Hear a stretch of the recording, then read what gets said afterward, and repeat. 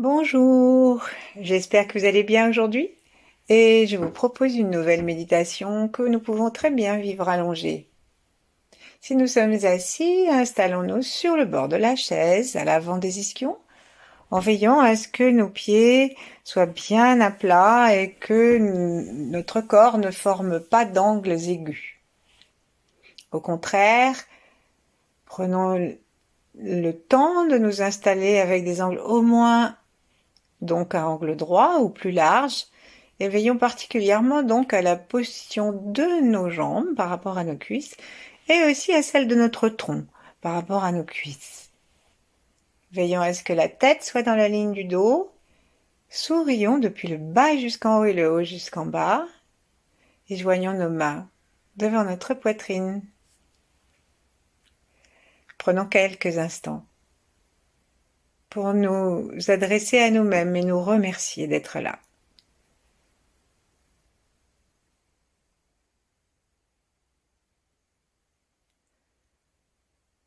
Et relions-nous à tout ce qui est vivant en même temps que nous. Relions-nous aux étoiles, à l'immensité céleste, et particulièrement à l'étoile polaire ou à Vega.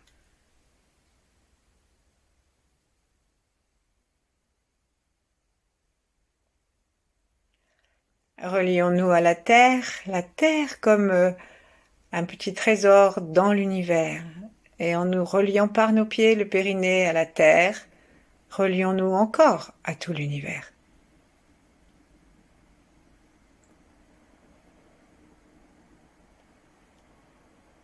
Et relions-nous à tous nos âges, ceux d'avant et ceux d'après.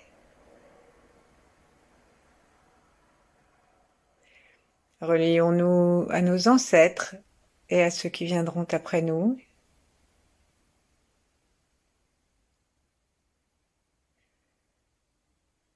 Et aussi relions-nous avec une particulière cordialité avec les grands êtres et principalement aux 8 immortels.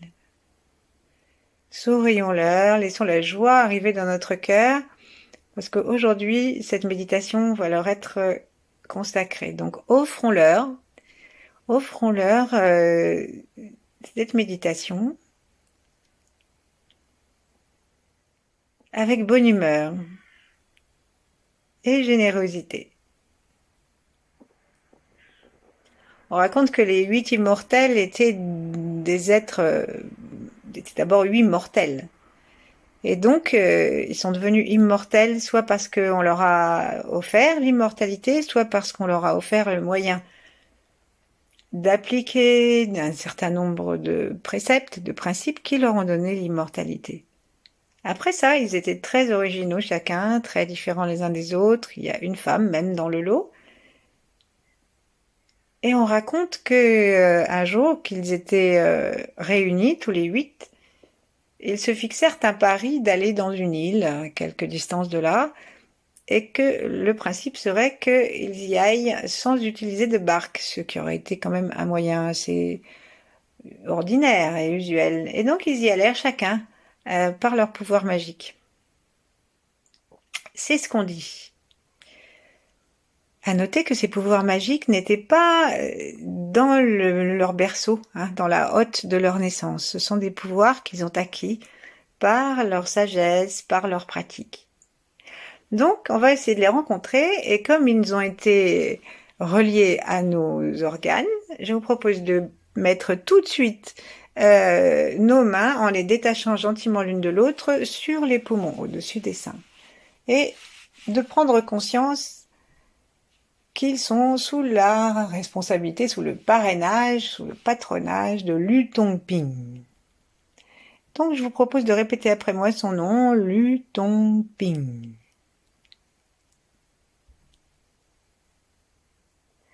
Lu Tongping a un lien particulier avec l'air. Pourquoi? Parce qu'il avait reçu une épée magique, et cette épée magique lui permettait de devenir invisible dans les airs. Il se transformait en air, on pourrait dire, et il devenait invisible. Et de cette façon, il devenait aussi invincible. Et donc, il s'en est servi pour surprendre et débarrasser la Terre de quantité de dragons malfaisants et de monstres d'hiver pendant plus de 400 ans, dit-on. Et comme il se chargeait de débarrasser la Terre de monstres et de dragons, eh bien, on s'en sert, nous aussi, si on veut, pour les exorcismes. Et on en a besoin, donc, si on a besoin d'expulser, en particulier, on va dire très simplement, nos négativités et l'air usé de nos poumons. Et aussi pour pouvoir être en amitié parfaite avec l'air qui rentre dans nos poumons. Peut-être que cette amitié parfaite nous permettra un jour l'invisibilité temporaire qui nous donnera d'être comme l'air. Donc en restant en contact avec Lu Tongping,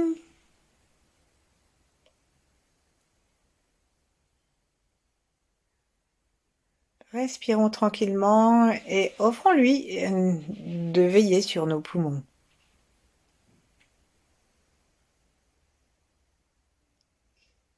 Nous pouvons à l'expire faire très doucement le son S en décidant de chasser toutes les tristesses, tous les compromis qui nuisent à la loyauté intérieure, tous nos petits dragons internes maléfiques.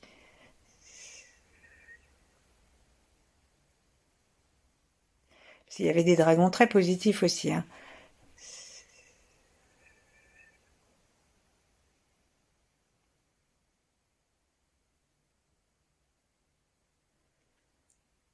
Et ensuite, descendons nos mains gentiment et passons-les vers l'arrière pour sentir nos reins. Et là, nous allons aller à la rencontre d'un immortel qui s'appelle Zhang Lao. Alors, il est représenté comme un vieil ermite. On ne sait pas s'il n'a jamais été jeune. En tout cas, il était pourvu d'une très belle barbe. Il habitait au fond d'une grotte et il était farouchement solitaire et détestait qu'on lui donne des ordres, quand bien même ça serait venu d'empereur.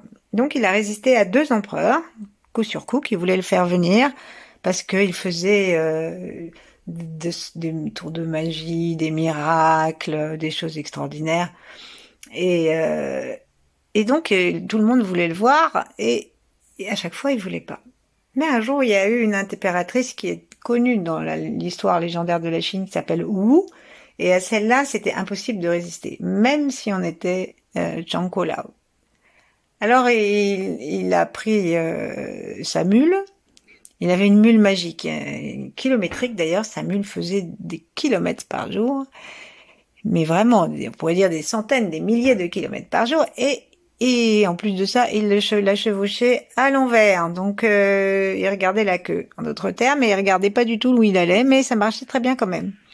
Et en fait, on raconte que quand il arriva devant le palais, mais juste devant, comme il n'avait pas du tout envie d'y aller, eh ben, il mourut sur le champ, et il se décomposa à vitesse éclair en répandant une puanteur telle qu'il fut urgent de s'en débarrasser. La reine n'a pas pu protester contre la mort. Cependant, on le vit dans sa montagne, en excellente santé et tout à fait de bonne humeur, à peu près au même moment. Alors, quel est le rapport avec l'eau? En fait, le rapport avec l'eau, c'est le rapport avec la mule qu'il avait.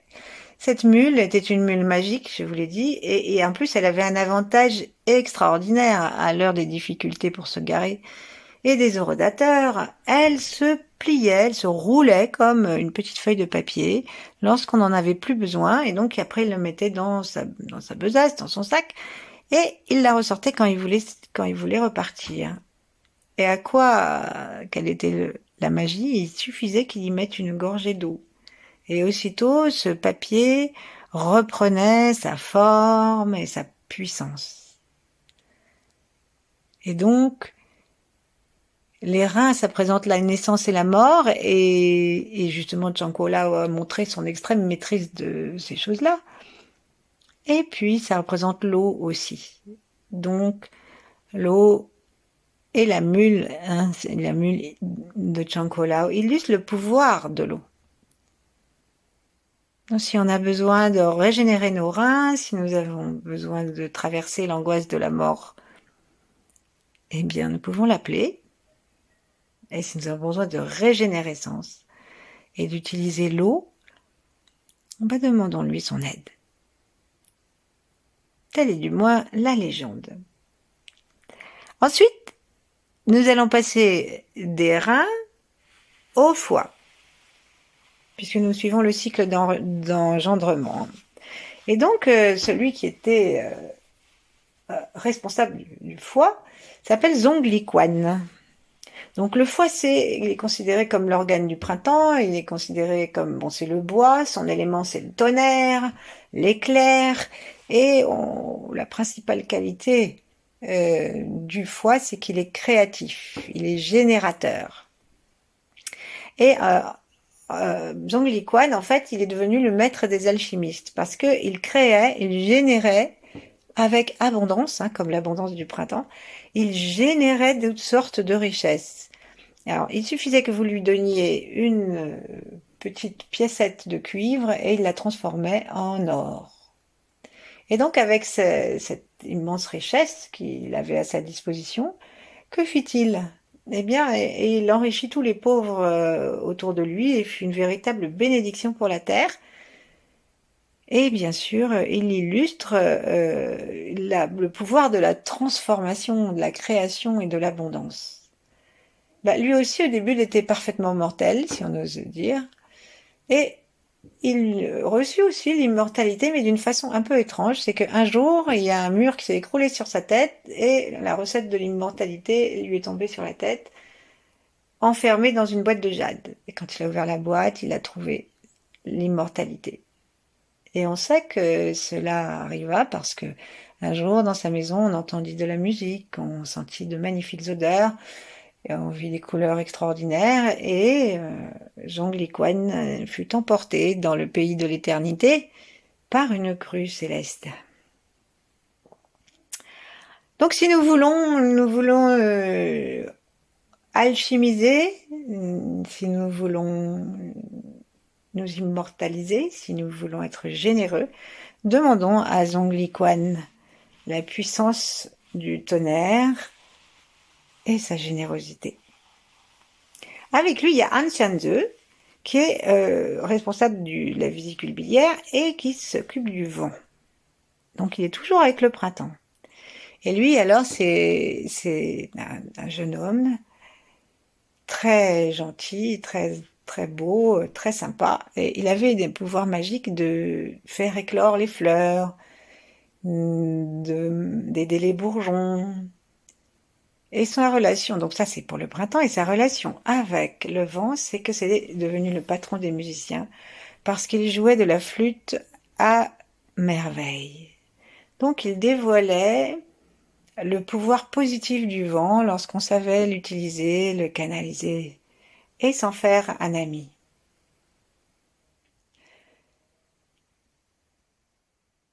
Donc on l'appelle lorsque on a besoin de mettre un peu d'ordre dans nos vents et lorsqu'on a besoin de prendre des décisions harmonieuses. Après le foie et la vésicule biliaire, on arrive au cœur. Le cœur, c'est l'élément du feu et c'est Ti Kuai Li, l'immortel, qui y est rattaché. Alors Ti Kuai Li, c'était un ermite qui avait déjà obtenu beaucoup de pouvoir et de puissance, et en particulier il se délocalisait quand il voulait. Donc il allait voir son pote, comment il s'appelait, Lao Tzu, qui était dans la cour de l'empereur, mais on pouvait pas rentrer et sortir de la cour de l'empereur comme ça. Donc c'était Ti Kuai Li avait résolu la question en y allant juste avec un corps d'énergie et en laissant son corps de chair à la garde d'un disciple. Et il lui disait, tu veilles sur mon corps pour que personne ne le bouffe pendant ce temps-là. Et puis voilà ce qui se passa un jour, c'est que Le malheureux disciple trouvait que Tycho Eli rentrait pas, qu'il avait l'air vraiment mort, ce corps. Et lui, le disciple, il devait rentrer chez lui parce qu'il avait, je crois, un enterrement. Enfin, il avait un cas de force majeure. Donc, il s'est dit, oh, je pense que c'est l'heure de l'incinérer. Donc, c'est ce qu'il fit. Il l'incinéra peut-être un tout petit peu prématurément parce que lorsque Tycho Eli revint, il ne trouva plus son corps. Forcément, il était en cendres. Alors, qu'est-ce qu'il fit, Tycho Eli, qui était... Donc, vous voyez le rapport, hein, l'incinération, le feu. Donc, Tycho Eli, au lieu d'exploser de rage contre son disciple, n'éprouva que de l'amour pour sa faiblesse, et il se mit en quête d'un corps disponible. Et là, il rencontra celui d'un épouvantable mendiant, mon corps bien abîmé, qui venait de s'en aller. Et donc, Tycho Eli est rentré dedans, avec tout l'amour qu'il avait, il l'a habité, et du coup, Lao Tzu lui a donné encore davantage de pouvoir, et c'est ainsi que on représente maintenant l'amour, Tycho Eli, sous la forme d'un mendiant difforme. Voilà, et du coup c'est devenu, comme il avait quelques douleurs, etc., c'est devenu le patron des pharmaciens et des apothicaires, parce qu'il a beaucoup répandu sa science pour soigner tous les maux. Donc, allons dans notre cœur et sentons l'amour, sentons un amour qui est inconditionnel, hein, même qui dépasse la déconvenue de ne pas retrouver son corps après une petite promenade. Plaçons maintenant donc nos mains sur la rate à l'arrière gauche et mettons-nous en relation avec la seule femme des 8 immortels qui s'appelle Ossienku. Ossienku a eu une difficulté à la naissance et elle n'eut, paraît-il, que 6 cheveux sur la tête et elle n'en eut jamais un seul de plus, paraît-il. Et ça n'empêchait pas qu'elle était une très belle femme, très gentille, et qu'elle eut une vie assez exceptionnelle puisqu'elle partit dans les monts et dans les montagnes et reçut la visite d'un immortel qui lui donna les secrets de l'immortalité. Alors ce qu'elle faisait, c'est que elle distribuait, elle est en relation avec la rate, donc avec la terre et la lune qui va avec, et avec tous les fruits, tout ça. Et donc on raconte qu'elle cueillait des fleurs, des fruits, et qu'elle cueillait des herbes, et qu'elle en donnait à sa mère qui la suivait. Et voilà, on raconte même qu'un jour, elle fut sauvée d'une attaque agressive par le Tongping qui passait par là. Et elle aussi, on raconte que elle fut convoquée à la cour des empereurs et qu'elle n'arriva jamais. Mais elle, on ne sait pas pourquoi elle a disparu pendant le voyage et malgré toutes les recherches de la police impériale, on ne l'a jamais retrouvée. Si, elle a réapparu quelques décennies plus tard, flottant au-dessus d'un temple. Et on raconte que elle avait à la main un lotus magique, qui donnait presque l'immortalité aux gens qui pouvaient le toucher, et qu'elle avait aussi une coupe dans laquelle elle buvait du bon vin, les fruits de la terre. Ainsi, c'est tout ce que nous savons de Ossienku, et on peut l'appeler, lorsqu'on a besoin de profiter des fruits de la terre, lorsqu'on a besoin d'être tranquille et d'échapper à quelque chose qu'on n'a pas envie, donc ne jamais se faire du souci puisqu'elle viendra nous aider, quitte à nous emmener voler au-dessus des temples avec une coupe de vin. Donc respirons dans la rate, le pancréas.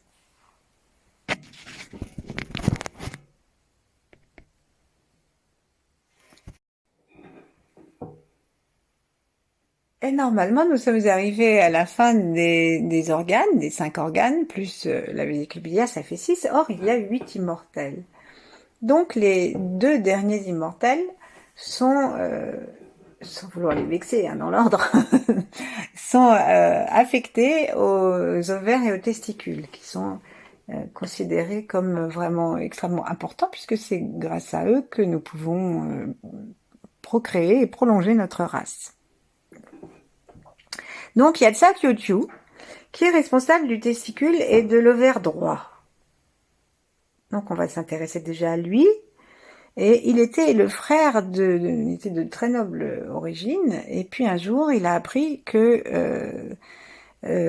son frère avait tué, en tout cas il a été accusé d'avoir tué quelqu'un.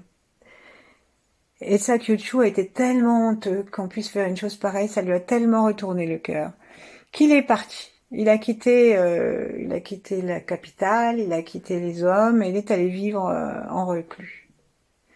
Et il s'était enfoui sous des plantes, voilà, pour prendre le deuil, pour être comme enterré. Il y a une coutume chez les Juifs qui était de se de se couvrir de cendres. Ça, c'est un petit peu, or, ça se ressemble. Et puis un jour, il a croisé deux immortels qui lui ont demandé ce qu'il faisait là, avec ses fleurs et son air désespéré dans sa grotte. Et il a répondu qu'il cherchait la voie. Et quand les autres lui ont demandé ce qu'était la voie, eh bien, il a dit que la voie était dans le cœur. La voie était le cœur. Et en montrant simplement son cœur. Et les immortels lui ont dit que oui, le cœur c'était le ciel, et que le ciel c'était le cœur, que c'était pareil. Et que par conséquent, il avait donné une tellement bonne réponse que lui aussi pouvait être immortel. Et voilà, on l'a présenté ensuite comme le patron des gens de théâtre, parce que on lui donna des castagnettes. Et le fait, je ne sais pas s'il faut faire une relation avec les testicules. En tout cas, il est toujours représenté avec cette paire de castagnettes et une belle robe de cour. Il est très joyeux. Voilà, pour Tsa Kyo-Chu. Ensuite, il nous reste à observer qui est l'immortel chargé de l'ovaire et du testicule gauche. Alors, la responsable de l'ovaire et des testicules gauche est une femme. Enfin, on ne sait pas si c'est une femme ou si c'est une hermaphrodite ou une personne transgenre. En tout cas, elle était toujours représentée avec une seule chaussure et une baguette à la main. En fait, elle faisait partie des nobles, mais elle vivait comme une mendiante. Elle buvait beaucoup et on racontait que son haleine était remplie de vapeurs brillantes. Et un jour, elle a disparu. Elle a disparu, on l'a jamais retrouvée, sauf que on l'a vue dans de nombreux endroits, du moins c'est ce que les gens ont attesté, très différents les uns des autres, chantant dans les rues. Et de quoi parlait-elle? Eh bien, elle me disait que la vie, les plaisirs de la vie étaient illusoires et que la vie était éphémère.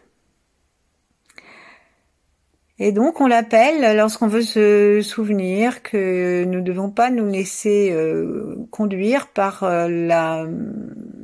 les attractions et répulsions que pourrait induire en nous la puissance de nos ovaires et de nos testicules. Et en même temps, elle est la patronne des fleurs, elle est devenue la patronne des fleuristes. Et en même temps, sachant que une bonne utilisation de ces organes nous amène à l'immortalité. Et voilà, je crois que cette fois, nous avons fait le tour des 8 immortels. Donc si vous voulez, avant que nous ne nous séparions, je vais vous en redonner la liste. Mais j'ai oublié de vous dire à propos de Lanseho qu'elle était aussi associée à l'élément du ciel et que donc elle est reliée au lâcher prise, hein, au fait que si on lâche tout ce qu'on a d'éphémère, on obtient ce qu'on a d'immortel, d'éternel. Bon, allez, c'est parti. On va repartir des poumons. Les poumons avec Lutongping. Vous pouvez répéter après moi, Lutongping. Après les poumons, allons aux reins. Les reins, c'est l'eau. Et vous pouvez répéter Chan ko lao. Chan ko lao. Avec les reins, on fait aller les testicules et les ovaires puisque c'était le même tissu à l'intérieur de notre embryon. Donc, il y a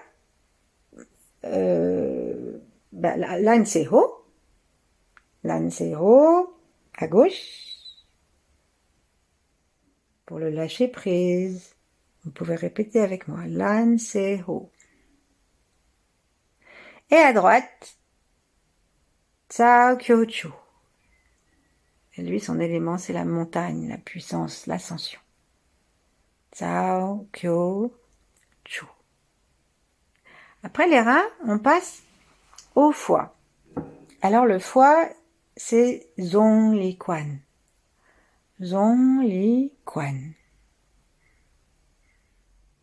Et avec lui, Han Xiang Ze pour la vésicule biliaire. Han Xiang Ze. Et du foie, on passe au cœur.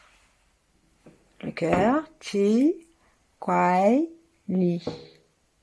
Le feu, l'amour. Et voilà, je vous laisse en cette bonne compagnie. Nous pouvons essayer de nous souvenir que tout est relié et que nous sommes unis du coup à une puissance qui nous dépasse. Je vous souhaite une très bonne journée. À bientôt.